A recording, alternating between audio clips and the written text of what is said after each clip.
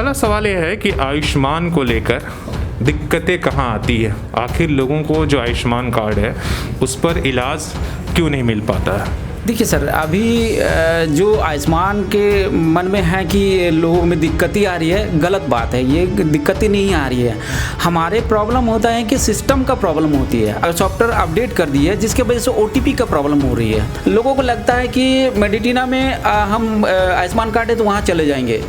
तो कभी कभी क्या होता है, जो मान लीजिए नेफ्रो का प्रॉब्लम है तो हम लोग ऑब्वियसली करेंगे, कार्डियक का प्रॉब्लम है वो हम करेंगे। लेकिन मान लीजिए जो प्रॉब्लम वो पेशेंट को नहीं है, गैस्ट्रो का प्रॉब्लम है या दूसरे इन्फेक्शन से वो क्या आया है, तो वो हम लोग इलाज नहीं कर पाएंगे। आयुष्मान लोगों के दिमाग में है कि 5 लाख की इंश्योरेंस, दैट मीन्स कि वो लोगों का पूरी 5 लाख का इलाज हो सकता है। यहाँ पर क्या हुआ है, 5 लाख का छोटे छोटे पैकेज में उसको डिवाइड कर दी है। कार्डियक का पैकेज में होता है कि वेंटिलेशन के साथ आपको 4500 ही मिलेंगे वेंटिलेटर के साथ। उसमें आपको इलाज भी करनी है, बेड भी देनी है, दवाई भी देनी है, खाना पीना सारे चीज़ का एक्सपेंसेस वो इंक्लूडेड है। 5000 में क्या पॉसिबल है वेंटिलेटर के साथ सारे का रिकवरी कर पाएंगे। नमस्कार, सोशल संवाद में स्वागत है। मैं शशि भूषण।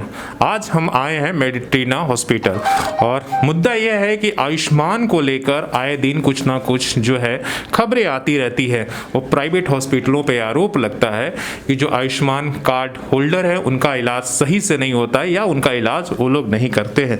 एक बात ये हो, दूसरी तरफ हॉस्पिटल की तरफ से भी ये बात रहती है कि मीडिया हमेशा एक तरफा बात करती है, जो है वो पूरी बात को लोगों तक नहीं पहुंचाती है।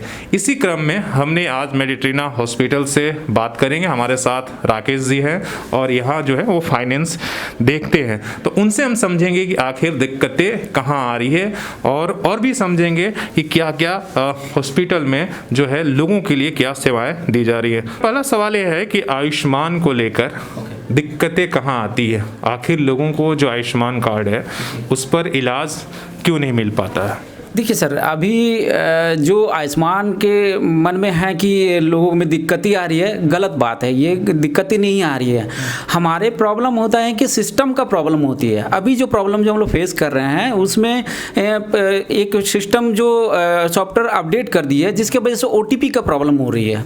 तो OTP क्या होता है, अभी कर दिए कि पंच देना है, उसके बाद टाइम उसी इंस्टेंटली उसके पास OTP आएगी। किसी किसी के पास ऐसा है कि उसके पास फ़ोन नहीं है और वो फ़ोन घर में छोड़ के आते हैं या बाहर कहीं उसका रिलेटिव के पास रहती है। पहला प्रॉब्लम ये होती है। और दूसरा प्रॉब्लम है, वो अगर फ़ोन लेके आते हैं यहाँ पर तो OTP सही टाइम पे नहीं होता, सर्वर का प्रॉब्लम रहती है।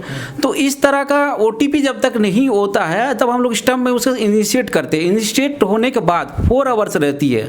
उस ड्यूरेशन में अगर अप्रूवल आती है तो हम उसका कर सकते हैं। अगर नहीं आती है तो वो हम लोग नहीं कर पाते, बिकॉज अगर हम कर दें और उसके उस ड्यूरेशन में और फोटो जो रहता है अपलोड करनी पड़ती है, जो भी है मेरे को टाइमिंग के साथ हमको करनी पड़ती है। अगर वो मिसमैच होता है तो वो लोग रिजेक्शन करते हैं, उसमें क्वारी काफ़ी सारे क्वारी देते हैं। तो सरकार से मेरे को ये अनुरोध है कि सिस्टम को पूरी प्रॉपर तरीके से सुधारा जाए। अगर आप पूरा अपडेट डिजिटल सिस्टम से चल रहे हैं तो डिजिटल सिस्टम से उतने नेटवर्क फास्ट होनी चाहिए ताकि हमारे जो ट्रेंड, और दूसरी बात है ट्रेंड करना चाहिए। कोई भी सिस्टम डेवलप कर रहे हैं तो आके पहले उसको ट्रेनिंग देनी चाहिए प्रॉपर, उसके बाद आप उसकी इम्प्लीमेंट करनी चाहिए। तो इससे क्या होता है, हमारे जो आयुष्मान के बंदे हैं वो जो पेशेंट आते हैं उसको सही तरह से ट्रीटमेंट करने में कोई दिक्कत ही नहीं होगी। OTP सही पे टाइम में, क्लेम इनिशिएट, जब एडमिशन होगी, डायलिसिस होंगे, फिर अपना डिस्चार्ज होकर घर जा सकते हैं। तो ये सारा सिस्टम है हमारे तरफ से। एक चीज़ मैं पूछना चाहता हूँ, एक तो ये सिस्टम की आप बात कर रहे हैं जो सॉफ्टवेयर, तो ये सब डील कहाँ से होता है? क्या कोई एजेंसी? जी, ये पहले तो आई थिंक अभी सुनने में आया कि एजेंसी चेंज हो गई है मेडिसिस्ट के से, अभी MD इंडिया हो गया है। दिल्ली से ही होता है? दिल्ली से होती है, सारा सेंट्रल से होती है। तो हमारे तरफ से तो ये नहीं है। तो लेकिन ये वो सिस्टम को अगर वो कोऑर्डिनेटर है तो कोऑर्डिनेटर को आए, कोऑर्डिनेटर की तरफ से हॉस्पिटल में इंफॉर्मेशन आए कि ये अगला 5 डेज 7 डेज में सिस्टम अपडेट होना है, तो आप लोग एक कोई सॉफ्टवेयर का ट्रेनिंग दिया जाए। तो उसमें क्या होता है, तो आप हम लोग अवेयर हो जाएंगे, हम लोग सिस्टम को सीख लेंगे। हमारे जो बंदे हैं, हमारे जो लड़के हैं, वो उसको सीख के फिर इजीली हम लोग कर पाएंगे। अगर उस ड्यूरेशन में कुछ प्रॉब्लम आ रही है तो उस ड्यूरेशन में जो प्रॉब्लम आता है तो उसको माफ़ किया जाए सरकार की तरफ से कि हाँ ये गलती जब तक सिस्टम डेवलप नहीं हो रहा और उसमें OTP प्रॉब्लम हो रहा, जिसके वजह से क्या होता है कि इसमें हम सफ़र नहीं कर रहे, हमारे साथ साथ हमारे जो पेशेंट आते हैं वो सफ़र कर रहा है। किसी का मान लीजिए पेशेंट सीक हो गया है और उसको देना है डायलिसिस इंस्टेंटली, अब OTP नहीं आएगा तो इसका जिम्मेवार तो हॉस्पिटल आते हैं, क्योंकि जबकि वो विजिट कर चुका है, अब उसको हमको इलाज करनी पड़ेगी।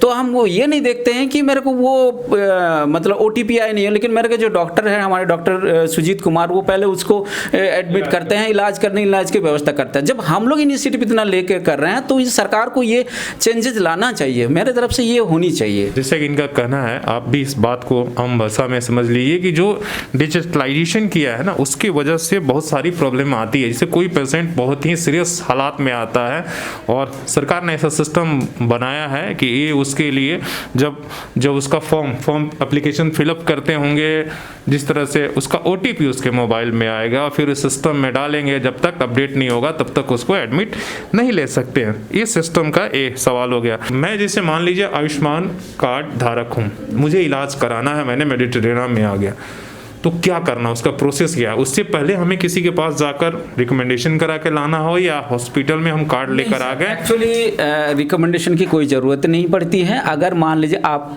आयुष्मान कार्ड बना के चुके हैं तो आपको डायरेक्ट कोई भी हॉस्पिटल में, जिसके साथ जो हॉस्पिटल के साथ टाइप है, मान लीजिए मेडिटिना डायलिसिस करते हैं और एंजियोप्लास्टी करते हैं और अदर ब्रह्मानंद अलग, तो अलग अलग हॉस्पिटल अलग तरफ से वो उसको टाइप करके रखे हुए हैं। तो उस पर आपको मान लीजिए आपको पेशेंट को दिक्कत होती है कि अवेयर नहीं है, तो वो सरकार में टोल फ्री नंबर वगैरह है, तो उसमें जाकर फ़ोन कर सकते हैं कि हाँ कहाँ इलाज होती है ये बीमारी। अलग अलग बीमारियों के लिए अलग अलग हॉस्पिटल को अलॉट किया गया, चाहे उसके साथ सरकार का एक तरह से अनुबंध किया गया है। अगर हम सब चीज़ के लिए, अगर मान लीजिए बुखार है उसके लिए अगर यहाँ आ जाएंगे तो शायद यहाँ पर जो बीमारियाँ उसी के लिए आप इलाज करेंगे। तो यहाँ अभी मेडिटिना में आप क्या क्या फैसिलिटी? हमारे पास कार्डियक का हम लोग लिए हैं, प्लस चेस्ट फिजिशियन है और नेफ्रो के लिए हुए हैं, ठीक है। तो प्रॉब्लम ये डायलिसिस जो है नेफ्रो में आती है, वो जनरल मेडिसिन में है। तो प्रॉब्लम ये आती है, मान लीजिए लोगों को लगता है कि मेडिटिना में हम आयुष्मान कार्ड है तो वहाँ चले जाएंगे, तो कभी कभी क्या होता है, जो मान लीजिए नेफ्रो का प्रॉब्लम है तो हम लोग ऑब्वियसली करेंगे, कार्डियक का प्रॉब्लम है वो हम करेंगे। लेकिन मान लीजिए जो प्रॉब्लम वो पेशेंट को नहीं है, गैस्ट्रो का प्रॉब्लम है या दूसरे इन्फेक्शन से वो क्या आया है, तो वो हम लोग इलाज नहीं कर पाएंगे। बिकॉज आयुष्मान लोगों के दिमाग में है कि 5 लाख की इंश्योरेंस, दैट मीन्स कि वो लोगों का पूरी 5 लाख की इलाज हो सकता है, लेकिन वो लोग अवेयर नहीं है। मेरा कहना है कि वो लोगों तक पहुँचे। यहाँ पर क्या हुआ है, 5 लाख का वो छोटे छोटे पैकेज में उसको डिवाइड कर दिए है। सपोज दैट एक दिन का कार्डियक का कोई प्रॉब्लम होता है तो वो कार्डियक प्रॉब्लम चेस्ट पेन लेके आते हैं तो उसको MI में एडमिट करते हैं, तो उसके बाद वो ट्रीटमेंट चालू होती है। अगर मान लीजिए वो गैस्ट्रो का प्रॉब्लम आता है तो वो उसको हम ले नहीं पाएंगे, तो ये चीज़ समस्या आ रही है। अब मान लीजिए मल्टी डिजिट हो गया, किसी को मल्टी इन्फेक्शन हो गया, चेस्ट में भी है और गैस्ट्रो में भी है, तो इसमें हम एक ही चीज़ का करेंगे पैकेज, क्योंकि सरकार ने उस तरह का बना के रखा है कि हम एक पैकेज को एक बार करेंगे, दूसरा बार उसको नहीं कर सकते हैं, समझ गए ना। तो कार्डियक को लेंगे तो गैस्ट्रो नेफ्रो नहीं जा सकते हैं। तो ये भी सिस्टम होनी चाहिए कि अगर मान लीजिए कोई परेशानी आ रही है मल्टी डिजिट में, तो उसको मल्टी डिजिट को आसानी से कैसे हो सके ये सरकार को सोचनी चाहिए। क्या बाकी इंश्योरेंस लेते हैं उसमें भी ये दिक्कत होती है क्या? अगर ऐसा नहीं है, बाकी इंश्योरेंस वगैरह हमारे जैसे ESI है, मान लीजिए हमने 5 लाख रुपए का इंश्योरेंस लिया है, जनरल जो भी है TPA के साथ, हाँ मैंने किसी प्राइवेट कंपनी से लिया है और 5 लाख का मेरा ये है, तो यहाँ उसमें भी बीमारी और कैटेगरी ये सब रहता है? ऑब्वियसली जैसे हमारे स्पेशलाइजेशन जैसे हार्ट से रिलेटेड है तो हम लोग हार्ट को ज़्यादा प्रेफर करते हैं, प्लस नेफ्रो के हैं, चेस्ट भी है, हमारे जनरल मेडिसिन बहुत अच्छे डॉक्टर BS राव है, तो ये सब करते हैं, उससे रिलेटेड जो भी है तो हम लोग कर पाते हैं। लेकिन यहाँ क्या है, और एक चीज़ है कि प्रॉब्लम क्या आती है छोटे छोटे, जैसे कार्डियक का पैकेज में होता है कि वेंटिलेशन के साथ आपको 4500 ही मिलेंगे वेंटिलेटर के साथ, उसमें आपको इलाज भी करनी है, बेड भी देनी है, दवाई भी देनी है, खाना पीना सारे चीज़ का एक्सपेंसेस वो इंक्लूडेड है। बट अगर मान लीजिए आप सोच सकते हैं कि 5000 में क्या पॉसिबल है है और ये में आपको वेंटिलेटर के साथ सारे का रिकवरी कर पाएंगे। तो इसमें एक प्रॉब्लम होता है। मान लीजिए कोई इन्फेक्शन हो गया ऐसा या कुछ ऐसे प्रॉब्लम कॉम्प्लिकेशन आ गया पेशेंट के साथ, तो डॉक्टर वो करते हैं कि उसको अच्छे दवाई या ब्रांडेड के उसकी ज़रूरत पड़ती है।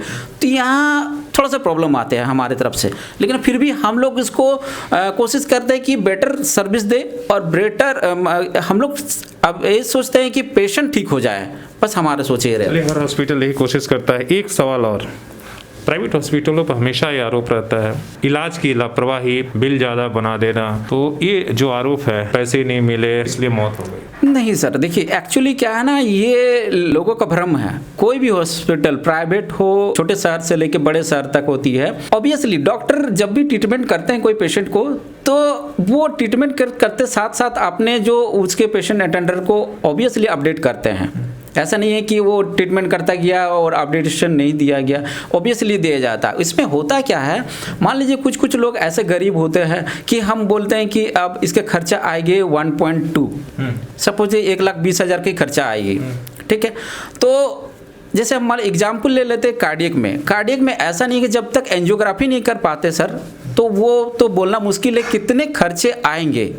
तो एंजियोग्राफी करने के बाद अगर मान लीजिए एक ब्लॉकेज होता है, तो एक ब्लॉकेज का सिंपल सा जो खर्चा आता है 1,20,000 से 1,00,000 1,50,000 के अंदर हो जानी चाहिए। तो ये हो जाती है एक तक मैक्सिमम सिंपल सा केसेस के लिए।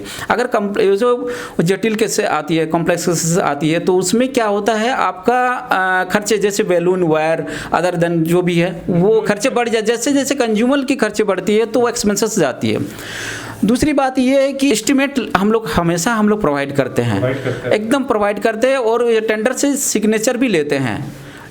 वो अप्रूव करते हैं, साइन करके देते, तभी हम लोग आगे बढ़ते हैं, अदरवाइज हम लोग नहीं जाते हैं। एक चीज़ और भी है, मैं लास्ट सवाल, कई बार ऐसा होता है कि पैसे नहीं जमा हुए तो इलाज बंद हो गया, पेशेंट की मौत हो गई, पैसा नहीं जमा। जमशेदपुर में आए दिन खबरें आती हैं कि मेडिट्रीना में नहीं, इंटी में, तमाम लोगों में आती है, पैसे नहीं जमा किया तो हमने उसका बॉडी रख लिया, ये आरोप रहते हैं। ये सर देखिए, तो क्या कुछ ऐसा प्रावधान नहीं है आप लोगों के? प्रावधान तो सर हमारे हॉस्पिटल में ऐसा अभी तक नहीं हुआ कि पैसे की वजह से मर गया पेशेंट। नहीं, पैसे नहीं है तो बॉडी नहीं, हमारे तरफ से ऐसा कभी नहीं हुआ है। बॉडी का बात नहीं है। ट्रीटमेंट भी होता तो हम लोग ट्रीटमेंट करते ही है। इवन हम लोग ट्रीटमेंट करने के बाद भी बोलते रहते हैं, चेजिंग करते हैं कि सर आपका इतना बैलेंस है तो आप उसको प्लीज पे कर दीजिए। तो ये हम लोग बोलते नहीं होता। तो हमारे पास एक ऑप्शन और भी है जैसे फाइनेंस की है। तो अगर मान लीजिए कोई पैसा पूरा नहीं दे पाते तो उसमें फाइनेंस के मान लीजिए कोई भी ऐसा नहीं कि सब जेब में लेके लाखों रुपए लेके घूमते हैं, तो हम ये भी सुविधा देते हैं कि अगर मान लीजिए फाइनेंस करने की सुविधा है, आप कहीं जॉब करते हैं तो उसके फाइनेंस के ये है सिस्टम है हमारे पास, आरोग्य फाइनेंस है, तो उसके अकॉर्डिंग भी जा सकते हैं। मान लीजिए आप अवेयर नहीं है तो हम हमेशा पूछते हैं, जब भी मेरे डेस्क पे आते हैं कोई पेशेंट, तो कैश पेशेंट आते हैं, हम हमेशा पूछते हैं कि आप कोई टीपीएस से रिलेटेड इंश्योरेंस लिए हैं? ESI का आपके यहाँ मिलता है? हाँ, ESI है, BPL है, ठीक है, और एक रेलवे से टाइप है हमारे साथ है और ESI के साथ भी है। तो सरकार की तरफ से तो हम लोग ये सब ट्रीटमेंट करते ही हैं। एक सवाल और पूछना था कि गवर्नमेंट के तरफ से क्या प्रॉब्लम आता है? कई बार हमने ये सुना पैसे नहीं आप लोगों को मिलते हैं या और भी कई टेक्निकल चीज़ें हैं जिसके वजह से भी दिक्कतें आती हैं। तो क्या गवर्नमेंट की तरफ से जो समस्या आती हैं उस पर इसमें क्लेम जो क्वेरी आती है, अननेसेसरी कुछ क्लेम हम लोग क्वेरी देखने पड़ते हैं कि कब स्टार्ट किए आप डायलिसिस, ठीक है, और उसके बाद वाइटल चार्ट मांगते हैं, उसके बाद इन्वेस्टिगेशन। अभी सरकार ने पहले क्या RFT के सिर्फ 1-2 टेस्ट के क्रिएटिनिन, यूरिया और CBC मांगते थे, अब काफ़ी सारे अभी मंथली एंड क्वार्टरली भी कर दिए। उसमें भी होते हैं कि हम लोग जब देने के बाद भी अननेसेसरी क्वेरी बढ़ती जा रही है जो कि मैंडेटरी नहीं होती है। पेशेंट का हम लोग ट्रीटमेंट करते हैं लेकिन उसमें कुछ ऐसे फोटो को लेके क्वेरी दे देते हैं, तो उससे छोटा क्वेरी को लेके मेरे क्लेम तो बढ़ती जा रही है। क्लेम अगर क्लियर नहीं होता है तो मेरा जो आउटस्टैंडिंग है बढ़ते जा रही है। इससे क्या हो रहा है, हमारे पास जो आउटस्टैंडिंग की काफ़ी 2 करोड़ से ऊपर हो गई है, तो हम भी कहीं से मतलब खरीदते हैं, डायलिजर खरीदते हैं, वो ट्यूबिंग खरीदते हैं, इंजेक्शन खरीदते हैं, बकाया जो इतना बढ़ गया है। तो हम लोग उस चीज़ को मान लीजिए आगे भी हम लोग ट्रीटमेंट करेंगे तो वो सामान तो चाहिए। हम सामान कैसे खरीदेंगे अगर सरकार हमें मदद नहीं करेगी? हम सारे जो केसेस किए, डायलिसिस किए हैं, सारे एकदम जेन्युइन है। एक काम भारत सरकार से क्लियर होती है, यहाँ से होता है? यहाँ से नहीं होती है, सारे क्वेरी पे रहता है, क्वेरी पे लटका हुआ रहता है, कुछ ना कुछ क्वेरी दे के उसको लटका के रखा जाता है। मेरा कहना है कि उसको किसी भी तरह अगर कोई आपको जांच पड़ताल करनी है तो फिजिकली आप आके कर सकते हैं। इवन आपसे पर्सनली पेशेंट से भी बात करनी है तो वो कर सकते हैं कि हाँ आपका जेन्युइनली डायलिसिस हुआ है कि नहीं। मेरा कहना यही है कि हमने अगर ट्रीटमेंट किए हैं तो उसके बिहाफ में पैसे मिलने चाहिए। चलिए, बहुत बहुत धन्यवाद। और हमने आयुष्मान और तमाम जो योजनाएं हैं उसको लेकर बात की, जो प्रॉब्लम प्राइवेट हॉस्पिटलों को लेकर आता है। और एक चीज़ और कहना था कि जितना सिंपल प्रचार और प्रसार में समझाया जाता है ना कि आयुष्मान कार्ड है तो 5 लाख तक इलाज मिल जाएगी, लेकिन उतना सिस्टम इतना सरल होता नहीं है। गवर्नमेंट जिस तरीके से जो है ना चीज़ों को ये बांट देती है, लोगों को इतना सिस्टम में उलझा दिया जाता है कि आम आदमी उस तरीके से उलझ कर रह जाता है। और इसके बाद ये होता है, ये लोग हमेशा ये शिकायत रहता है कि आयुष्मान कार्ड तो है लेकिन मेरा इलाज नहीं हो रहा है। लेकिन जब डिटेल्स में जाएंगे तो उसकी सच्चाई आपको पता चलेगा। हम ऐसे ही बाकी हॉस्पिटलों से भी बात करेंगे कि आखिर सिस्टम कैसे सरल हो और आम आदमी को फायदा कैसे मिले। अपने सहयोगी सृजन के साथ मैं शशि भूषण, सोशल संवाद न्यूज़, झारखंड।